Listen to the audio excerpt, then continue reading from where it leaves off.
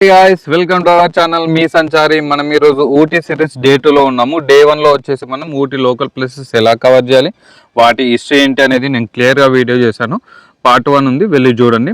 అలానే డే 2లో ఏంటంటే మనం పైకారా రూట్ పూర్తిగా కవర్ చేయబోతున్నాము. ఈ పైకారా రూట్లో మూవీ షూటింగ్ స్పాట్స్ ఉంటాయి, అలాగే బ్రిటిష్ కాలం నాటి హిస్టరీకి సంబంధించిన చాలా ప్లేసెస్ ఉన్నాయి. వాటిని నేను క్లియర్గా ఎక్స్ప్లెయిన్ చేశాను, పూర్తిగా వీడియో చూడండి. బొటానికల్ గార్డెన్కి దగ్గరలో ఉన్న పెంట్ హౌస్ హాస్టల్లో నేను నైట్ స్టే చేశాను. పర్ నైట్ వాళ్ళు 500 రూపీస్ తీసుకున్నారు, కానీ రూమ్స్ మాత్రం అస్సలు బాగాలేదు. అందరికీ ఇది నేను రికమెండ్ చేయను. మీకు ఇంకా వేరే చాలా రకాల హాస్టల్స్ ఉన్నాయి, ఒకసారి booking.comలోకి వెళ్ళి చూడండి. The hosteller, ghost of some అనేవి చాలా ఉంటాయి. కొంచెం కాస్ట్ ఎక్కువ ఉంటుంది కానీ బాగుంటుంది. ఊటీలో ఏంటంటే మే నెలలో ఫ్రూట్ అండ్ ఫ్లవర్ షోస్ అవుతూ ఉంటాయి. దానివల్ల మే నెలలో ఏంటంటే ఘోరంగా రేట్స్ పెరిగిపోతాయి. హోటల్స్వి కానీ హాస్టల్వి కానీ. హాస్టల్స్ కూడా మీకు మినిమం 800 వరకు అస్సలు రావు. హోటల్స్ అయితే మినిమం 1500 పెడితేనే కానీ రావు. అవి నార్మల్ డేస్లో చాలా తక్కువలో ఉంటాయి. మే నెలలో ఘోరంగా రేట్స్ ఉంటాయి కాబట్టి చూసి వెళ్ళండి. మార్నింగ్ 9:30 లోపు ఫ్రెష్ అయ్యి మనం టూర్ ఏజెన్సీ వాళ్ళ దగ్గరికి వెళ్ళిపోయాము. ఈ డే 2లో మనం తీసుకున్న ప్యాకేజ్ ఏంటంటే ఫిల్మీ చక్కర అండ్ పైకరా వాటర్ ఫాల్స్. దీనికి 300 రూపీస్ తీసుకున్నారు. ఈ ప్యాకేజ్ని మీరు ఇంకా తక్కువలో కవర్ చేయాలనుకుంటే ఏం చేస్తారంటే ఊటీ నుంచి ఎవ్రీ 1 అవర్కి గూడలూరు విలేజ్కి ఒక బస్సు ఉంటుంది. ఆ బస్సులో వెళ్తే మీరు ఈ ప్లేసెస్ అన్నింటినీ కవర్ చేయొచ్చు. ఈ ప్లేసెస్ ఉండే దారిలోనే ఆ బస్సు వెళ్తుంది. మీరు ఎక్కే ముందు ఏం చేస్తారంటే ఒకసారి కనుక్కోండి, ప్లేసెస్లో ఆగుతుందా లేదా అనేది ప్రాపర్ ఇన్ఫర్మేషన్ కనుక్కొని వెళ్ళండి. బస్సులో వెళ్తే మీరు 100 to 150 లోపు మొత్తం కవర్ చేసవచ్చు, కానీ కొంచెం రిస్క్. వాకింగ్ చేయాల్సి ఉంటుంది, ఎక్కడ ఆపుతారో తెలీదు. అక్కడ నుంచి కొంచెం వేరే నెక్స్ట్ ప్లేస్కి వెళ్ళడానికి కొంచెం ఇబ్బంది అవుతుంది. చూసి ప్లాన్ చేసుకొని వెళ్ళండి. లేదు ఈ రిస్క్ అంతా నేను తీసుకుని అనుకుంటే మ్యాక్స్ ప్యాకేజ్ తీసుకొని వెళ్ళిపోండి. 300 రూపీసే కదా. మార్నింగ్ 9:30 అయింది, మన టూర్ ప్యాకేజ్ స్టార్ట్ అయిపోయింది. దాదాపు ఊటీ నుంచి 3 కిలోమీటర్స్ జర్నీ చేశాక మన ఫస్ట్ ప్లేస్ వచ్చింది. అదే జిమ్ఖానా గోల్ఫ్ క్లబ్. దీని వెనుక ఉన్న హిస్టరీ ఏంటనేది తెలుసుకుందాం, పదండి.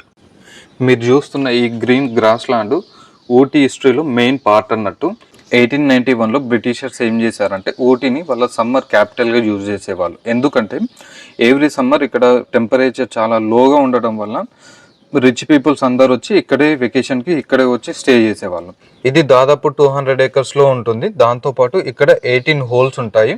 అలాగే ఇది సీ లెవెల్కి దాదాపు 2200 మీటర్స్ హైట్లో ఉంటుంది. ఇక్కడ ఉండే వెదర్ మరియు దీని చుట్టూ ఉండే యూకలిప్టస్ ట్రీస్ వల్ల ఇది చాలా ఫేమస్ అన్నట్టు.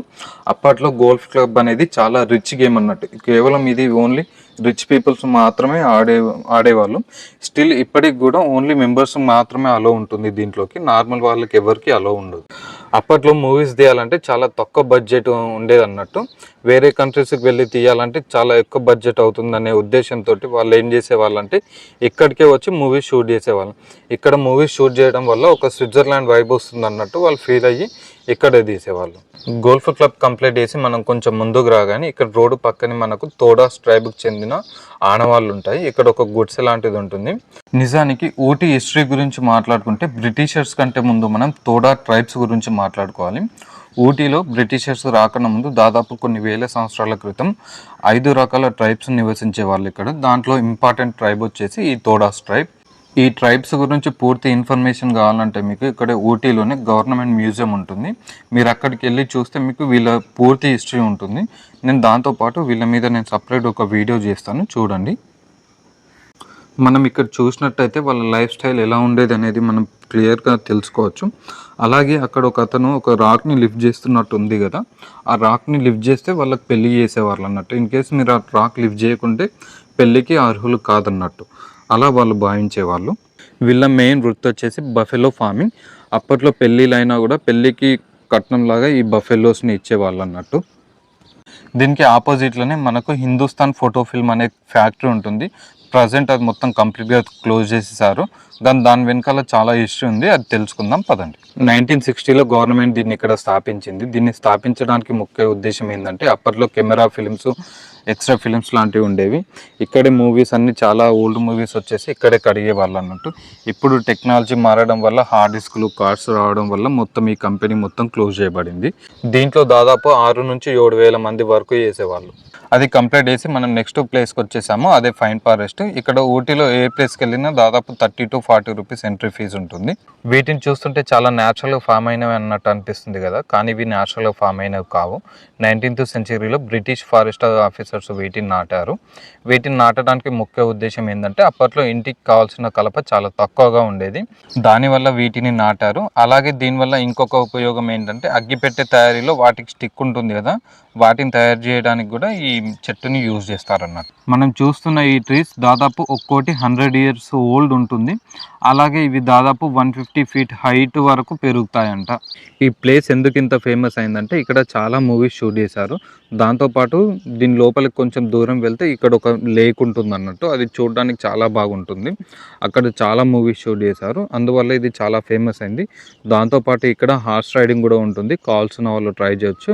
ఈ హార్స్ రైడింగ్ వచ్చేసి పర్ రౌండ్ 200 రూపీస్ తీసుకుంటారు. ఈ ప్లేస్ ఇప్పుడు చూడడానికి నార్మల్గా ఉన్నా కూడా మీరు మాన్సూన్లో కానీ వింటర్లో కానీ వచ్చినట్టయితే ఇక్కడ ఎవ్రీ 5 minutes వెదర్ మొత్తం చేంజ్ అయిపోతుంది. మొత్తం ఫాగ్ తోటి ఫారెస్ట్ మొత్తం కప్పబడిపోతుంది అన్నట్టు. నెక్స్ట్ మనం వచ్చేసాము కామరాజు సాగర్ డ్యామ్. ఈ ప్లేస్కి పేరు ఎలా వచ్చిందంటే మాజీ తమిళనాడు సీఎం పేరు మీద ఈ ప్లేస్కు ఈ పేరు వచ్చిందన్నమాట. ఈ డ్యామ్ ఎంట్రన్స్ ప్రజెంట్ పూర్తిగా క్లోజ్ చేసేసారు, ఎందుకంటే వర్షాకాలం వర్షం పడ్డాకట ఆ వాటర్ని మొత్తం స్టోరేజ్ చేసి ఊటీ మరియు ఊటీ చుట్టూ ఉన్న విలేజెస్ అన్నీ డ్రింకింగ్ వాటర్గా వీటిని యూజ్ చేస్తున్నారు కాబట్టి దీన్ని కంప్లీట్గా క్లోజ్ చేసేసారు. ఈ ప్లేస్ ఎందుకు ఇంత ఫేమస్ అయిందంటే మీరు రోజా మూవీ చూసినట్టయితే క్లైమాక్స్ మొత్తం కాశ్మీర్లో షూట్ చేయాలి, కానీ తక్కువ బడ్జెట్లో ప్లేసెస్ కూడా సేమ్ కాశ్మీర్లా ఉండడం వల్ల వాళ్ళు ఇక్కడ వచ్చి ఇక్కడ షూట్ చేసేసారు. అందువల్ల ఈ ప్లేస్ అనేది చాలా ఫేమస్ అయిందన్నమాట. అది కంప్లీట్ చేసి మనం నెక్స్ట్ ప్లేస్కి వచ్చేసాము, అదే మన షూటింగ్ స్పాట్. ఇది చూస్తేనే అర్థమైపోతుంది ఈ ప్లేస్ ఎందుకు ఇంత ఫేమస్, ఇక్కడ ఇన్ని మూవీస్ ఎందుకు షూట్ చేశారనేది. అసలు ఇన్ కేస్ మీరు మాన్సూన్లో కానీ వింటర్లో కానీ వస్తే మీకు మొత్తం గ్రీన్ కార్పెట్ లాగా అనిపిస్తుంది. ఇది మాన్సూన్లో కానీ వింటర్లో కానీ వచ్చినట్టయితే మీరు క్లియర్గా ఎక్స్పీరియన్స్ చేయవచ్చు అన్నట్టు.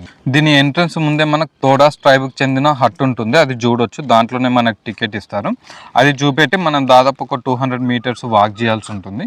వాక్ చేశాక హైయెస్ట్ పాయింట్కి వచ్చేస్తాం మనము. దీనిని బ్రిటిషర్స్ కాలంలో వెన్లాక్ డౌన్స్గా పిలిచేవాళ్ళు అన్నట్టు.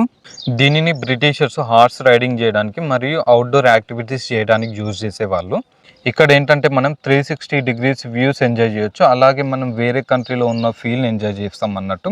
దాంతోపాటు ఇక్కడ చాలా మూవీస్ షూట్ చేశారు, బాలీవుడ్, తెలుగు, తమిళ్, మలయాళీ అన్ని మూవీస్ ఆల్మోస్ట్ షూట్ చేశారు. అలాగే అడ్వర్టైజ్మెంట్స్ కూడా చాలా షూట్ చేశారు అన్నట్టు. అలాగే ఈ కొండ నుంచి కొంచెం కిందికి వెళ్తే మనకు తోడాసు ట్రైబ్కి చెందిన ఒక హట్ ఉంటుంది, అక్కడ చూడొచ్చు. అక్కడ నుంచి కూడా వ్యూస్ చాలా బాగుంటాయి. నేను పక్కనే ఉన్న దారిలో నుంచి నేను కిందికి వచ్చేసాను. వచ్చే దారిలో రైట్ సైడ్లో ఒక చిన్న స్టోర్ ఉంది, దాంట్లో వెళ్ళి చూసాను. అక్కడ టీ పౌడర్స్, చాక్లెట్ పౌడర్స్ చాలా ఉన్నాయి. ప్రైజెస్ మాత్రం చాలా ఘోరంగా ఉన్నాయి, ఒకసారి చూసి కొనుక్కోండి. అది కంప్లీట్ చేసి మనం నెక్స్ట్ వచ్చేసాము పైకరా డ్యామ్ దగ్గరికి. పైకరా వాటర్ ఫాల్స్ గురించి, పైకరా లేక్ గురించి చెప్తారు కానీ పైకరా డ్యామ్ గురించి ఎవరు చెప్పరు.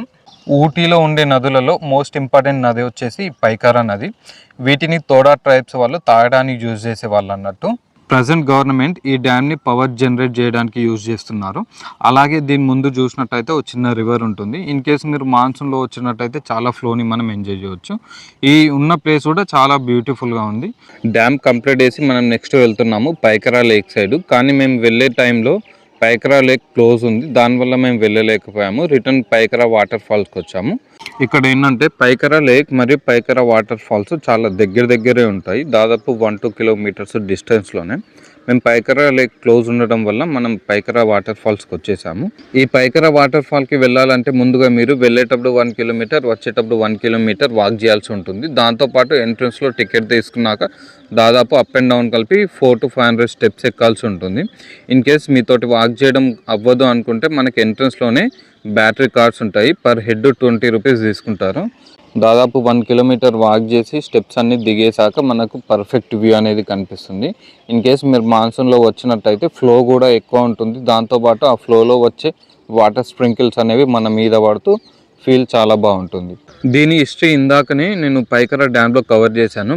డ్యామ్ నుంచి వచ్చే రివరే ఈ పైకర వాటర్ ఫాల్స్ అన్నట్టు. దీన్ని తోడా ట్రైబ్స్ వాళ్ళు పవిత్రంగా భావించేవాళ్ళు. దాంతోపాటు ఇక్కడ చాలా తెలుగు, తమిళ్, మలయాళం మూవీస్ చాలా షూట్ చేశారు. అందువల్ల ఇది చాలా ఫేమస్ అయింది.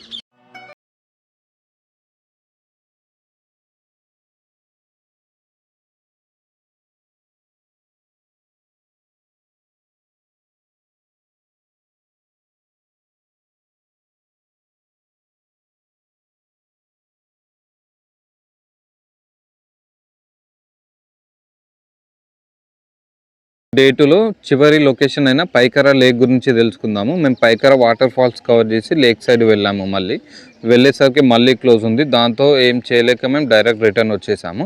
ఈ ప్లేస్ ఎందుకు ఇంత ఫేమస్ అయిందంటే దీని చుట్టూ దట్టమైన అడవి, దాని మధ్యలో లేక్, దాని మధ్యలో బోటింగ్ ఉండడం వల్ల చాలా ఫేమస్ అయింది. ఎందుకంటే ఇక్కడ పీస్ఫుల్గా బోట్ రైడ్ని ఎంజాయ్ చేయొచ్చు. దాంతోపాటు ఇక్కడ చాలా తెలుగు మూవీస్, తమిళ్, మలయాళీ చాలా మూవీస్ షూట్ చేశారు. ఫైనల్గా డే 2లో చూడాల్సిన ప్లేసెస్ అన్నిటినీ కవర్ చేసి మనం మళ్ళీ ఊటీకి రీచ్ అయిపోయాము. నేను ఊటీలో ఒక ప్లేస్ మిస్ అయ్యాను, అదే రోజ్ గార్డెన్. దాని గురించి పూర్తిగా తెలుసుకుందాం, పదండి.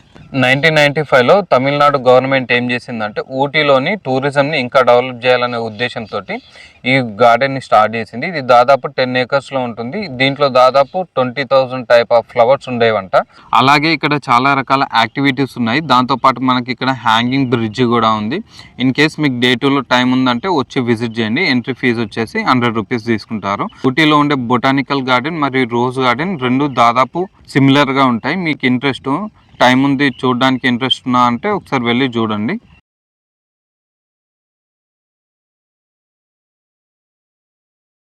ఇది గాయస్ ఊటీ సిరీస్లోని డే 2. ఈ డే 2 గురించి పూర్తిగా ఇన్ఫర్మేషన్ ఇచ్చాను అనుకుంటున్నాను. ఇన్ కేస్ మీకు ఏమైనా డౌట్స్ ఉంటే కామెంట్ చేయండి, నేను క్లియర్గా ఎక్స్ప్లెయిన్ చేస్తాను. అలానే ఇలాంటి బడ్జెట్ ట్రావెలింగ్ వీడియోస్ కోసం మన ఛానల్ని వెంటనే సబ్స్క్రైబ్ చేయండి, షేర్ చేయండి, లైక్ చేయండి.